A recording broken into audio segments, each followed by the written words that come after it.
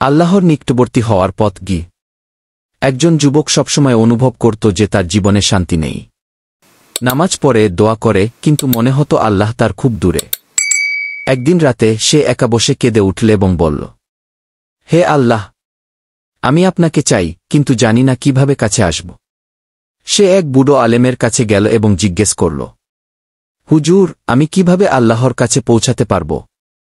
আলেম মুচকি হেসে বললেন, আল্লাহ কখনো দূরে নন। তুমি যদি সত্যি তাকে খুঁজো, তবে তিনি তোমার হৃদয়ে। 5টি জিনিস আঁকড়ে ধর। সালাত, নামাজ, প্রতিটি নামাজকে শেষ নামাজ ভেবে আদায় করো। কুরআন, প্রতিদিন অন্তত কিছু আয়াত পড়ো ও বোঝার চেষ্টা করো। জিকির, আল্লাহকে স্মরণ করো প্রতিটি ফাঁকে। দোয়া, কাঁদো, কথা বলো, অনুরোধ করো, যেন তিনি তোমার সবচেয়ে কাছের বন্ধু। মানুষের উপকার করো, কারণ আল্লাহর রহমত উপকারীর উপর নেমে আসে।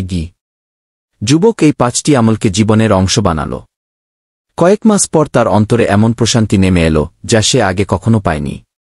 সে বুঝল, আল্লাহর কাছে আসতে অনেক পথ আছে, কিন্তু আসল পথ হল সততা, ভালোবাসা আর আমল। শেষে যুবক তাকবীর দিয়ে বলল, আল্লাহই যথেষ্ট, তিনি আমার রব, আমি তার বান্দা।